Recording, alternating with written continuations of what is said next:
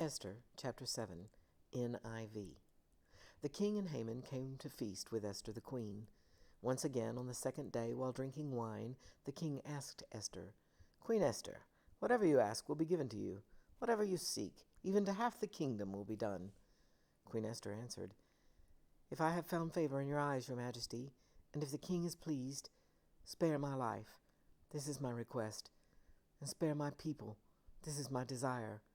For my people and I have been sold to destruction, death, and extermination. If we had merely been sold as male and female slaves, I would have kept silent. Indeed, the trouble wouldn't be worth burdening the king." King Ahasuerus spoke up and asked Queen Esther, "Who is this, and where is the one who would devise such a scheme?" Esther answered, "The adversary and enemy is this evil Haman." Haman stood, terrified, before the king and queen. The king arose in anger and went from where they were drinking wine to the palace garden. Haman remained to beg Queen Esther for his life, because he realized the king was planning something terrible for him. Just as the king returned from the palace garden to the banquet hall, Haman was falling on the couch where Esther was reclining. The king exclaimed, "Would you actually violate the queen while I am in the house?" As soon as the statement left the king's mouth, they covered Haman's head. Harbona, one of the king's eunuchs, said, "There is a gallows 75 feet tall at Haman's house that he made for Mordecai, who gave the report that saved the king." The king said, "Hang him on it." They hanged Haman on the gallows he had prepared for Mordecai. Then the king's anger subsided. Chapter 8. That same day King Ahasuerus awarded Queen Esther the estate of Haman, the enemy of the Jews. Mordecai entered the king's presence because Esther had revealed her relationship to Mordecai. The king removed his signet ring he had recovered from Haman and gave it to Mordecai, and Esther put him in charge of Haman's estate. Then Esther addressed the king again. She fell at his feet, wept, begged him to revoke the evil of Haman the Agagite and his plot he had devised against the Jews. The king extended the golden scepter toward Esther, so she got up and stood before the king. She said, "If it pleases the king, and I have found favor before him, if the matter seems right to the king, and if I am pleasing in his eyes, let a royal edict be written. Let it revoke the documents the scheming Haman, son of Hammedatha, the Agagite, wrote to destroy the Jews who are in all the king's provinces. For how could I bear to see the disaster that would come on my people? How could I bear to see the destruction of my relatives?"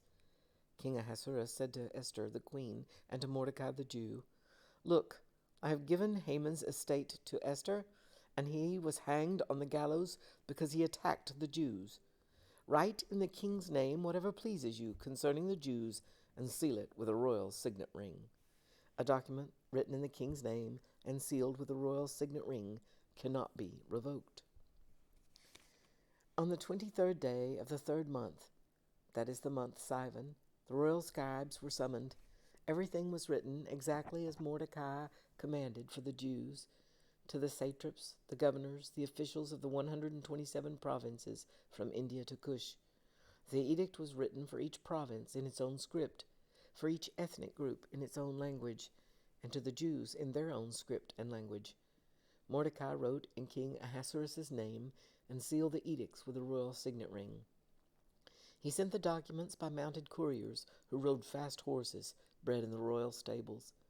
The king's edict gave the Jews in each and every city the right to assemble and defend themselves, to destroy, kill, and annihilate every ethnic and provincial army hostile to them, including women and children, and to take their possessions as spoils of war.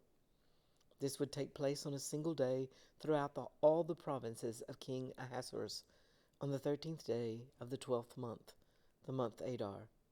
A copy of the text issued as law throughout every province was distributed to all the peoples, so the Jews could be ready to avenge themselves against their enemies on that day.